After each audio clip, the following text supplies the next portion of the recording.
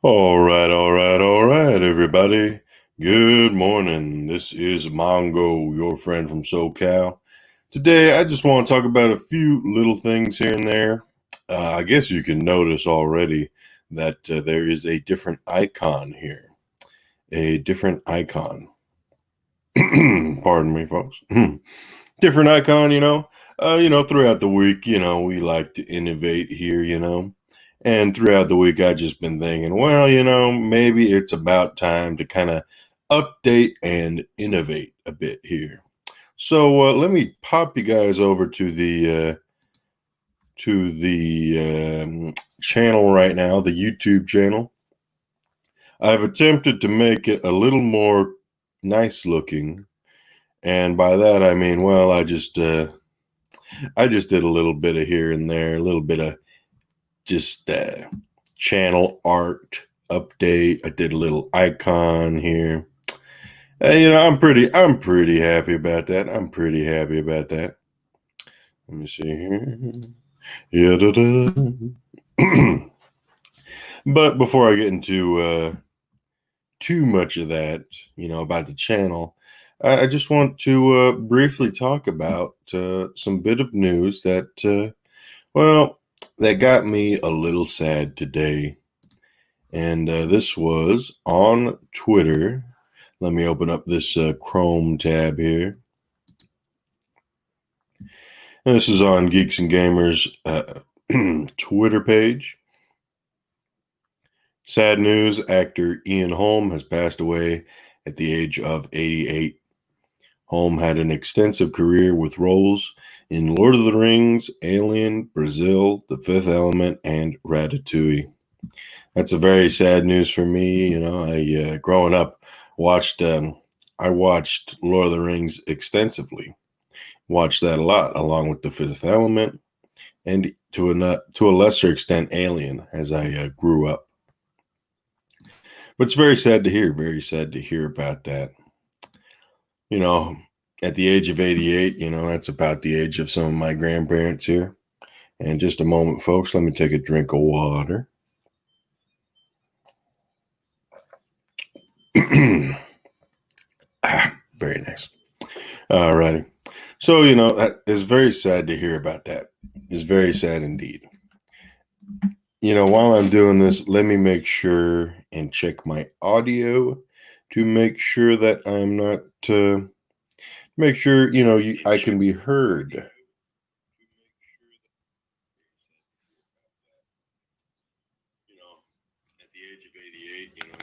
Actually, that doesn't sound too bad, I guess I should have a little more confidence in my audio visual skills, I guess.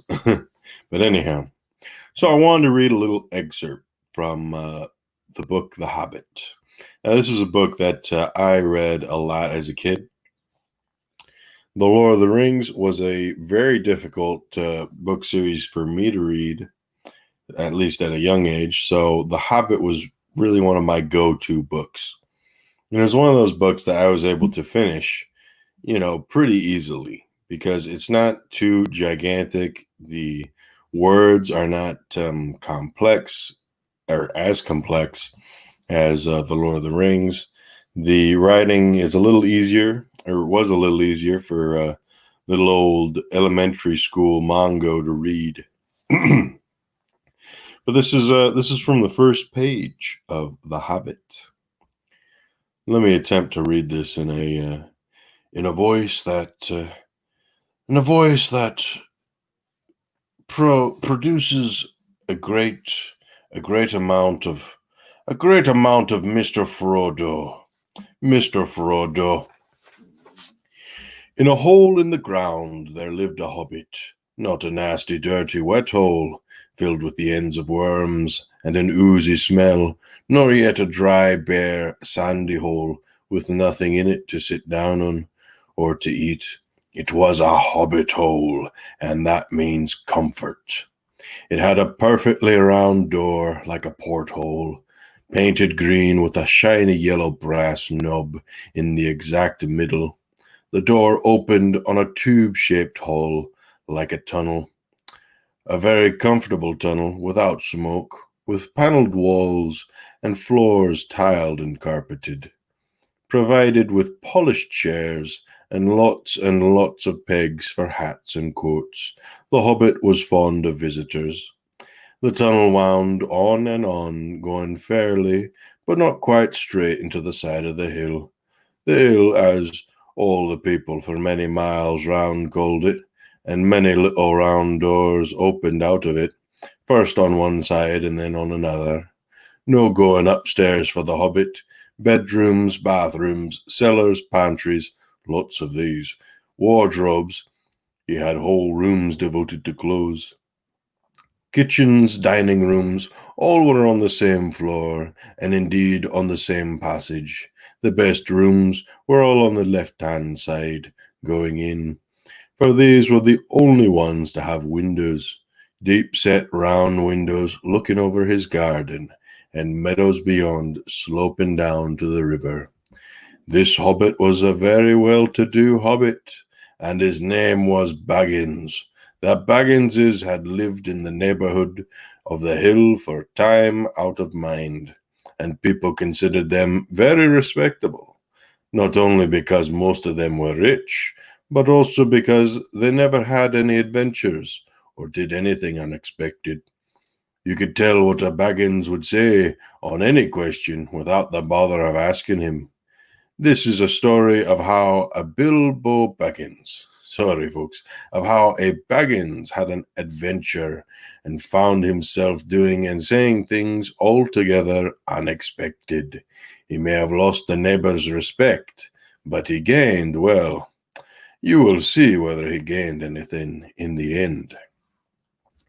And folks, that was just a little brief reading there of The Hobbit, Pardon the cheesy, corny accent there, I am, I'd like to think I'm a bit of an actor, But anyhow, there's just such great magic and world building, in just the first page of that, of The Hobbit.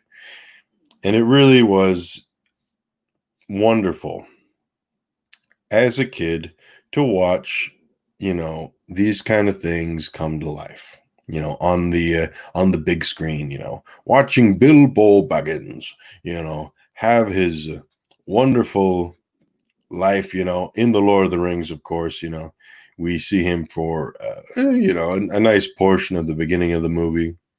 He returns near the middle of the movie, and he scares the crap out of us with that freakish Gollum face that he has when he sees the ring again. But anyhow, I digress. Obviously there is also the Hobbit movies, which were very, they were good. They weren't the best, but they were good. They were better than nothing. But anyhow, folks, yeah. So very sad for the passing of Ian Holmes. I wish his family the best of luck. I wish them the best of comfort as well. And we just kind of we roll along.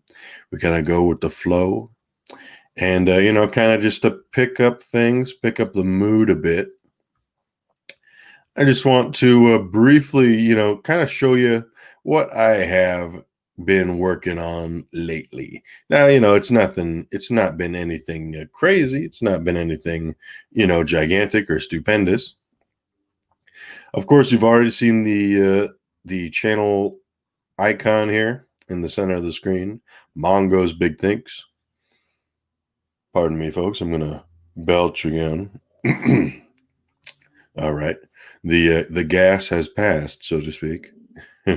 But so this channel icon, it was pretty easy to make, Obviously, I wanted something that kind of looked nice, something that looked a little more colorful than what I previously had.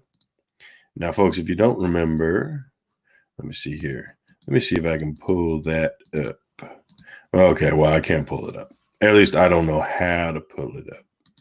But, we used to have a different icon here.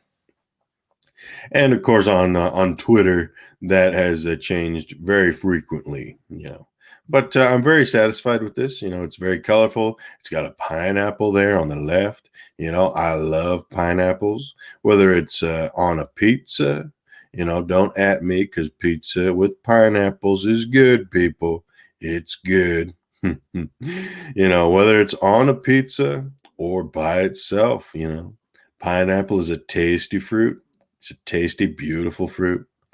And then, you got your little red circle in the middle there with Mongo's big thinks. Maybe not the prettiest looking positioning of the letters there. But yeah, I'm pretty happy. I'm pretty satisfied with that. And so I want to show you.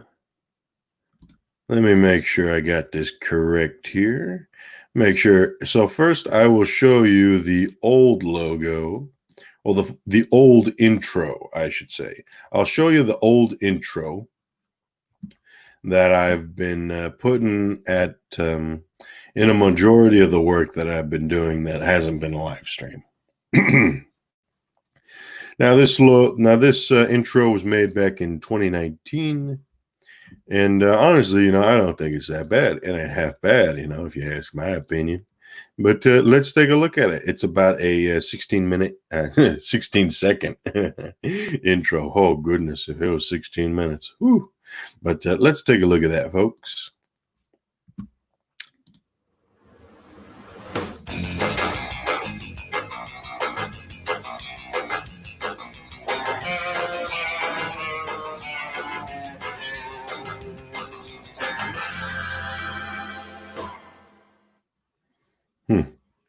All righty. That was the older logo or the older intro. There was an intro that was made before that back, earlier in 2019. And it wasn't anything crazy, nothing to write home about, I'd say. But basically, it was just a longer intro. The original intro, I think it was probably about 21, maybe 20 seconds long. Actually, let me go look around. Let me go digging through some of the past videos. Let me see. Go to videos, sort by date added oldest. Let's see the oldest videos. Oh my goodness. Oh yeah. There were some videos. We've come a long way. We've come a long way here. Let me see if this is what I want. Oh gosh, nope, not that video. Okay, there we go. Okay, so I have pulled up an older video that has one of the first intro that I used. So let's see, share audio, Chrome tab, 14 Monstrous Nights of Halloween, Day 3, the Black Scorpion. I won't share the whole video, but we'll just take a look at the, holy cow, that's a weird, okay, there we go. My screen was bugging out, like really bugging out, but anyhow. So let's kind of play this part of the video.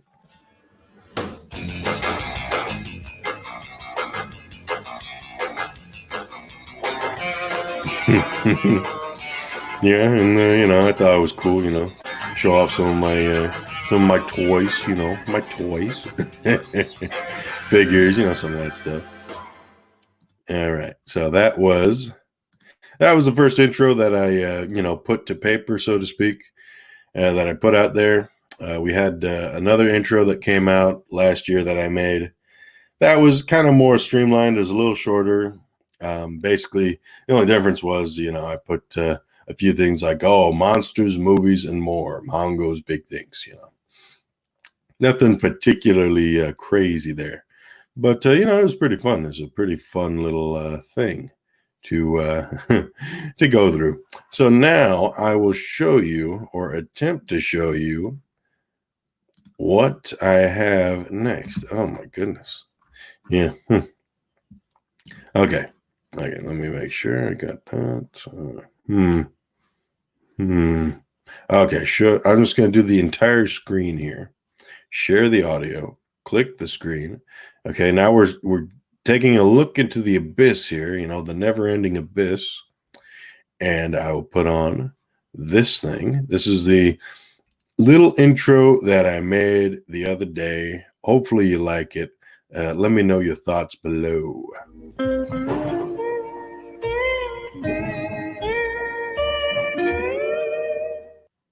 Very simple, it's a quick little like 6-second thing. Let's play it again.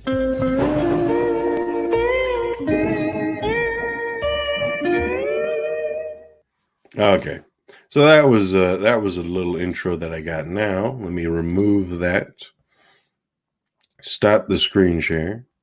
But yeah, I like it. It's very simple. And I think that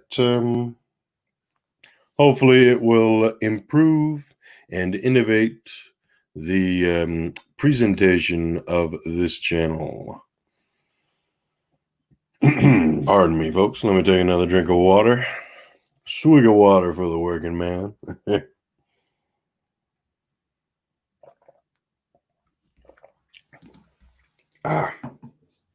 Very nice. Very nice water.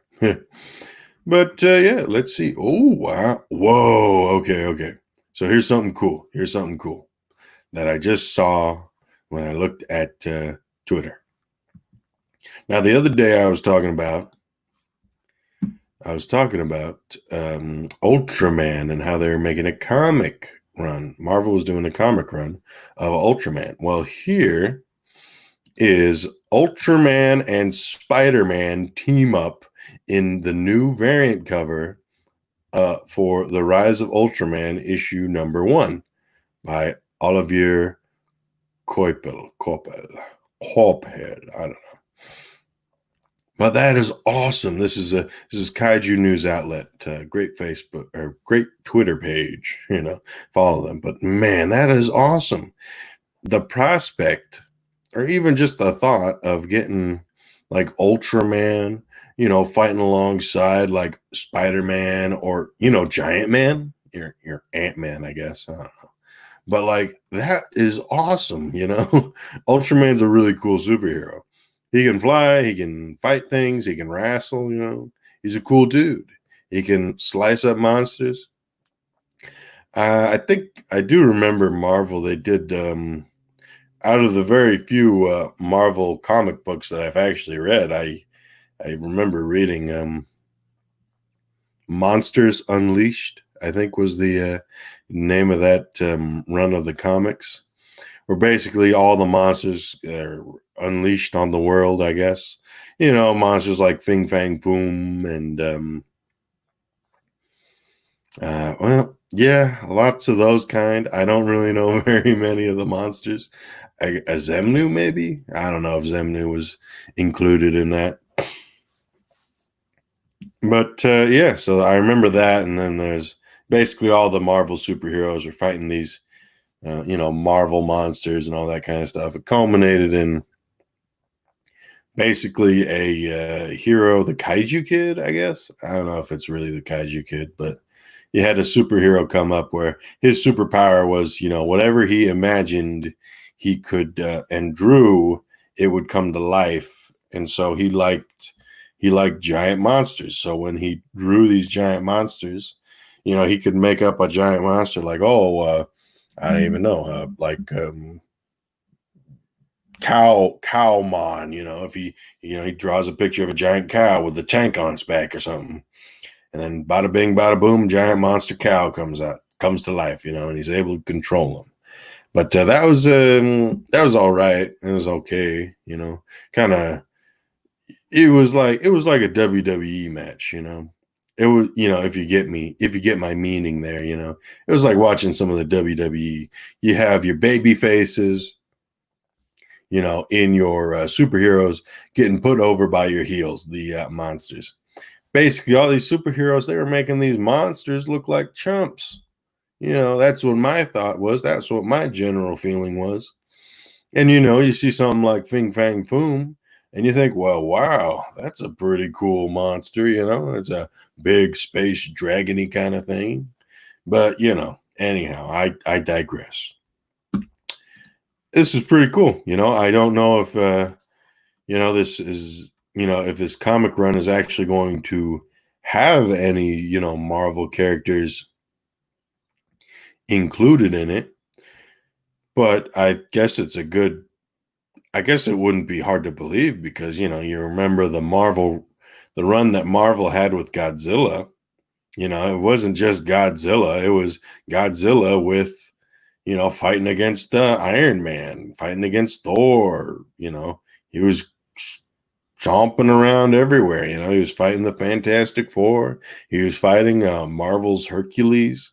That was a pretty cool run. Hopefully, we get something like that. Maybe not to the same extent. Maybe we get some.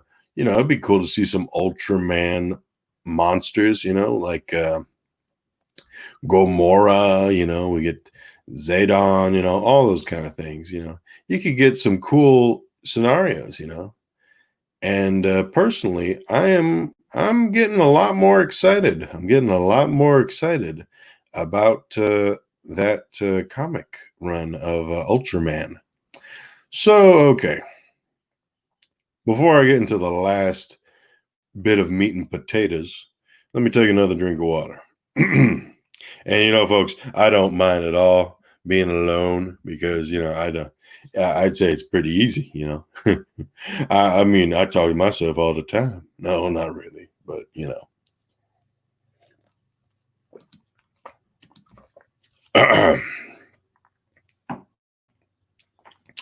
So let me see here. Let me make sure I am all together here. Okay, so recently, this past week, I had a chance to watch a movie, and it was pretty fun. Actually, it was a movie that came out in the year 2011. The year of our Lord 2011. Now, this is a movie that has a bit of a ridiculous title to it. Or maybe ridiculous is not quite the right word to say. It has a title that connotes. It has a title that has a certain connotation that makes it sound goofy, cheesy, and unappealing to a general average Joe audience. Now, bear in mind, this is the year 2011.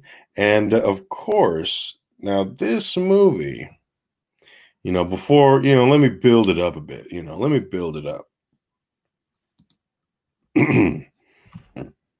Pardon me again. I burped again. But anyhow, now this movie had a budget of 160 million, 163 million.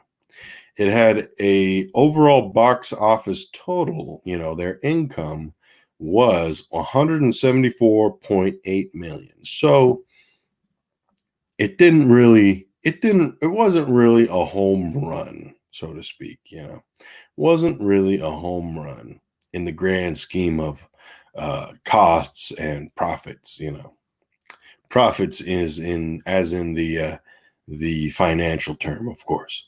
Now, this movie features a impressive cast of characters, an impressive cast of actors portraying a pretty likable cast of characters too, I'd say. Your director was or is, your director of that movie was Jon Favreau. Now, that's probably the biggest hint right there. Jon Favreau. Jon Favreau, an excellent director and a very, I'd say an excellent actor too. He's had some hits, he's starred or he's acted in some very fun roles. I loved him in the movie The Replacements. He was hilarious. He was great. He was also in Rudy. Another great role for him. He was in Daredevil 2003. He wasn't exactly very active in that movie, but he was Jon Favreau. He's pretty likable. That's the one thing I'll say. Most of the movies that I've seen him in, he's been pretty likable. Granted, I haven't seen all the things he's made, but there's a lot of wins there. A lot of wins. Of course. He directed Iron Man.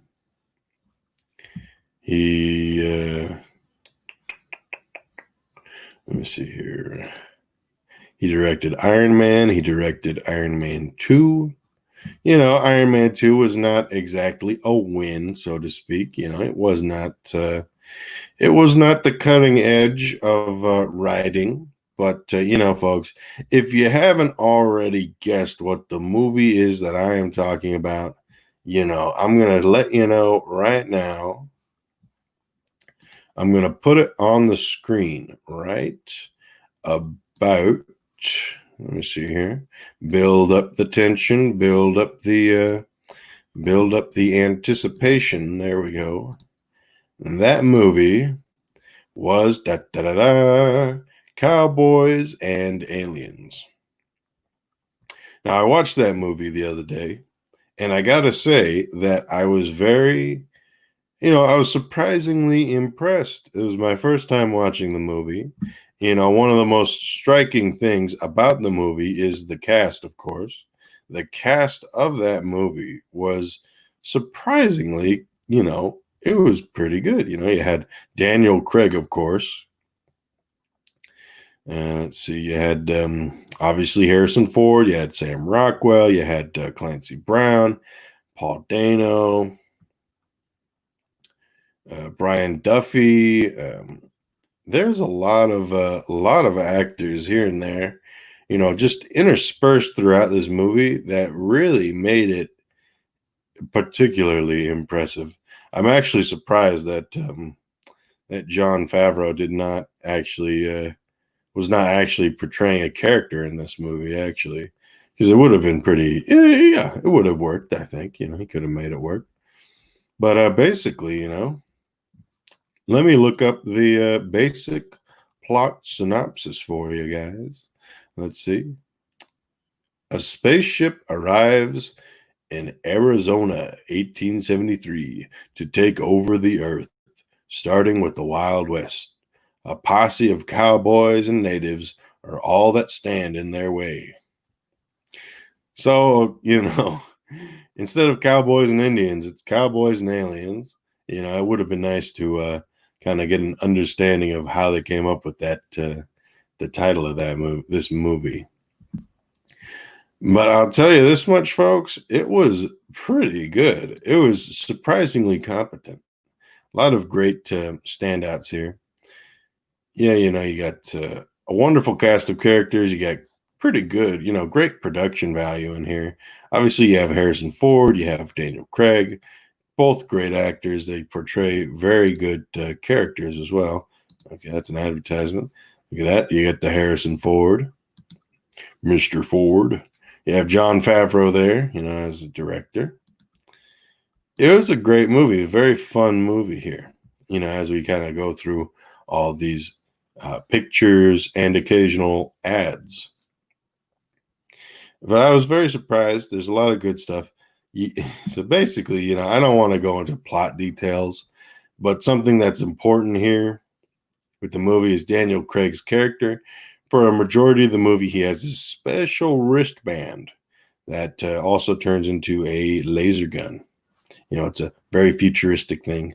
And, it's one of those elements of the movie, plot points of the movie that is pretty integral to the integrity of the movie, I guess. Integral to the integrity, integral to the plot of the movie. Lots of cool scenes, actually. And these are obviously just pictures and stills. You have actors. Little boy, he gets a piece of an apple from old mean man, and you have some other kind of stuff here. You got Sam Rockwell right there. He's all right in this movie. It's not exactly a home run for him. And I guess it's not really a home run for any one of these actors either. I don't think there was any performance that really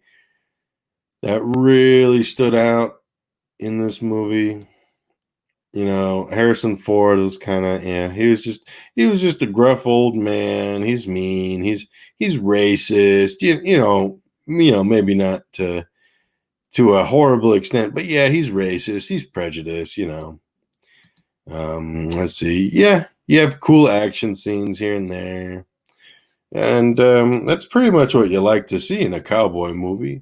You like to see cowboys, tough guys with guns, shooting guns.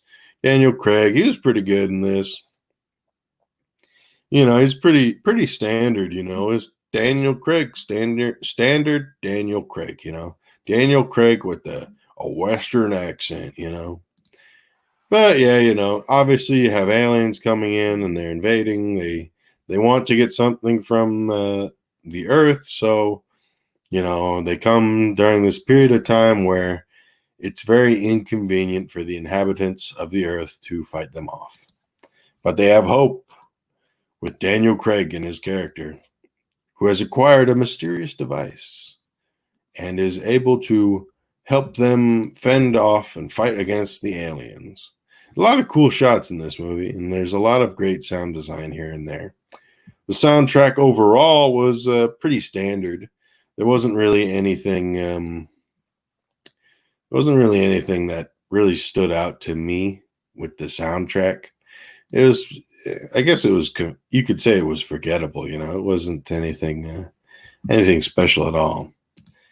But anyhow, folks, as every third or fourth click here is just an ad, so I'm going to click out of that. And yeah, I'd say that's probably about all I could say about that movie. And yeah, folks, that's about it. It's about all I wanted to talk about. Let me see. I think I will. Eventually, I'm going to post this little intro to the channel, but let me just put this up in the Windows multimedia player again, and then I will share the screen, and then probably call it a day, so to speak. Let me see here. Share screen. I'm going to share the audio. It's going to be your entire screen, so be prepared, folks. You're going to be looking into the abyss here. Yep, the abyss of here, and then let's see. Here we go.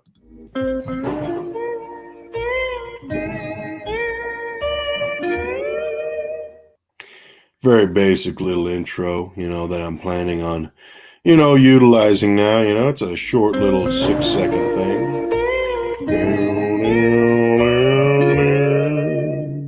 I like it, And of course, folks, that's not to say that it will forever be that, but yeah, it'll probably be that for a couple months until I get bored of that and decide to do something different. I probably say the same thing about this new little logo icon that I got up here. It'll be like that until I get tired of it. But anyhow, folks, thanks for stopping by. Hopefully you have a good rest of your day. I know I'm having a good start to mine. And I will see you later, folks. Bye-bye.